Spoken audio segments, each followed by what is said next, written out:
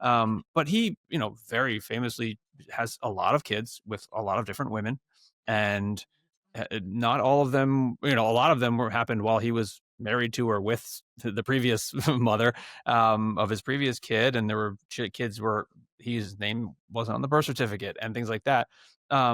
So I guess, can you give us a little insight to that side of his life and how it sort of overlaps with the type of guy he is? Again, with independence being his primary value, he comported himself in his first marriage, which went from about 54 to 84, as if he were a bachelor. He spoke about it in the 50s, 60s, 70s. Before his affair with Sondra Locke, his relationship with Sondra Locke became, the cover of People magazine. Um, it was well known. And during that time, he had two children with Maggie Johnson, his wife, but he had an older daughter already with a woman who worked on Rawhide, a kind of an extra actress. She played dancers and town folk. And prior to that, he had a daughter born to someone he had a very brief, romance with in Washington State. So he didn't even know about that girl until the 90s, when she was in her 40s and was, you know, well to do and had a good life, and just looked up her birth certificate and saw the name Clint Eastwood on it. Um, so, he has scattered a lot of children around, but I will say this: he may not be the greatest partner, and he certainly was not traditionally monogamous with Maggie. He wasn't that way with Sondra Locke. I'm not so certain about what situation he had with his second wife, Dina Ruiz, but all 8 of his children are more or less around him. There's one daughter who I believe um, wishes that they'd had a closer relationship, and it's interesting that many of the characters Clint plays in later years, Million Dollar Baby, The Mule, Gran Torino, have estranged daughters. Um, Hmm. and I think that's a thing. Absolute Power is another one. Laura Linney plays the daughter. Um, so I think this plays on him that, okay, I'm tough as a partner, but I'm going to be a good dad. And his kids, almost all of them, have professions that are in and around showbiz, but they're not all glamorous. We know Scott Eastwood, who's an actor of some note, but the his second oldest daughter, Kimber, she worked as a makeup artist on, like, The Price is Right or Wheel of Fortune for decades. Like, so she was in Hollywood, but it was hardly like, wow, this is Clint Eastwood's daughter. Let's give her the best possible job.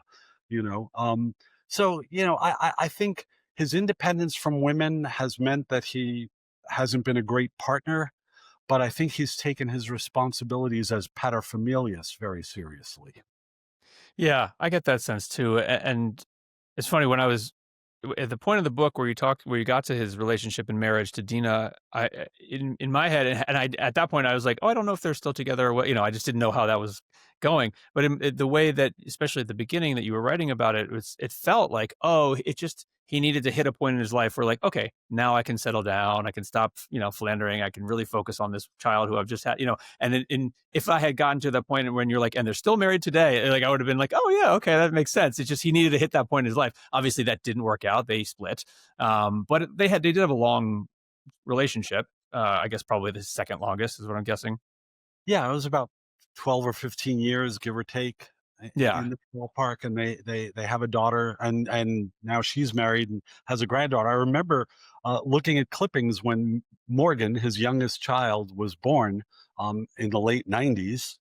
She was a honeymoon baby, so they were married from about 97, 98 to 2012 or so. And people writing in magazines and newspapers at the time, this is irresponsible for a man in his 60s. What, this child is going to grow up without a father and blah blah blah. Well, that girl is a grandfather and is a mom and a college graduate. She's married. Clint, walked her down the aisle just last year. So, yeah, you never know. Yeah. it's this guy's longevity. Yeah, you credit his obsession with healthy eating and, working out, keeping his I mean, that was another thing you talk about, like, he was always about keeping fit, eating well. I think it was the little anecdote where somebody offered him a slice of pizza on a set, and he's just like, "No, no, I wanna keep working." It's like, "I wanna Yeah. live Yeah. long enough to keep working." I mean, I found articles from when he's first on Rawhide. They're saying, "Oh, he's a wackadoo. He eats yogurt and wheat germ." And he was living in like Burbank at the time, near Universal Studios, where the film was made, the show was made, and he had to drive to like Venice Beach to go to health food stores, like to get wheat bread and whole, like goat cheese. I mean, those things were so unusual in the late 50s.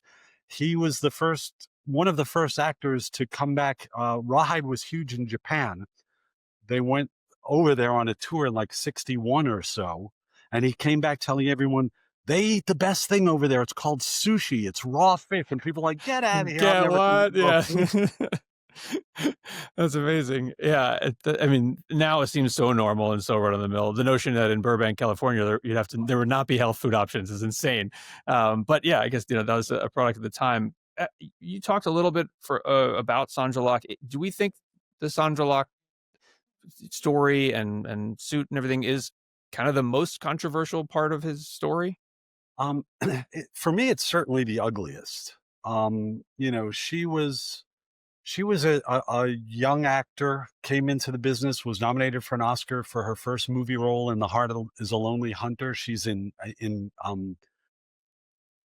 Willard, the first Rats Attack movie, the prequel, which was followed by Ben.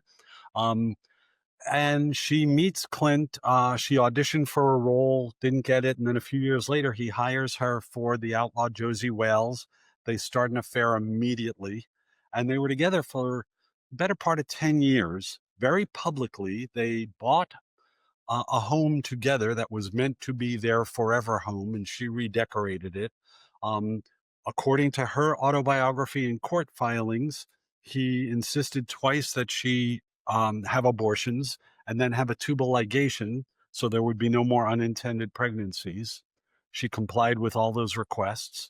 And then they drifted apart and he chose other partners, and she was locked out of the house that she had basically chosen and built and designed. The contractors, when it came time for depositions, they said, yeah, I never got instruction from him. She was there every day, this sort of thing. And he offered her a settlement of a palimony case. And it turned out that the settlement was part of a fraud between him and Warner Brothers to pay her off, to keep her from putting his name into headlines and basically freeze her career as a director and actress. And that became public, and that was the second trial. It was just a really ugly thing, and it was indisputably a case of him exercising his power, his privilege as a movie star, as a man of influence in their industry, as the holder of the purse strings. It's just really ugly, and you know, Sondra Locke is a complex person. Uh, she fudged the truth about a lot of things that went on. She was married, by the way, herself the whole time they were together to a childhood best friend who was a gay man. They never consummated their relationship. They were traveling together as actors. And then when she came to Hollywood, he came with her. And the only way to explain that to the world was that they were married uh, in the late 60s. There's if you were to run people out of Hollywood for be one or both of the partners being gay and being married to hide that, you would have no movies, Yeah. you know? So, she was not, she lied about her age. She dramatized a lot of things about what happened to them. Third parties were like, well, not so much.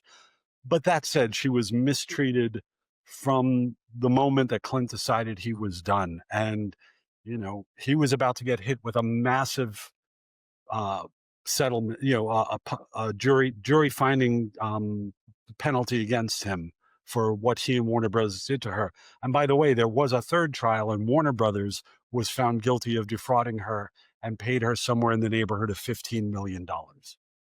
It's remarkable. It's also, I mean, it's kind of amazing that they were able to prove that, because like part of the suit was like, I was given this deal to produce, like a development deal or whatever it was, to sort of like, but then every project kept getting rejected, and so she's kind of saying like, I know that Clint is making, like, it's, you guys are screwing me.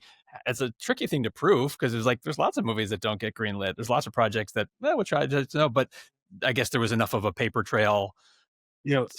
Somebody, ironically, somebody on the whoever was doing the accounting for Unforgiven accidentally put the payoff money to Sondra Locke that Clint was paying the studio to pay to Locke, claiming to be the studio's money, showed up in that budget. Oh And wow. in discovery, in the suit against Warner Brothers, that paper came up, and they were all they had them dead to rights. There was no reason for Clint Eastwood to be paying Warner Brothers $500,000 a year, other than the $500,000 that they then paid to Sondra Locke, Right. and That's no wild. nobody could deny that.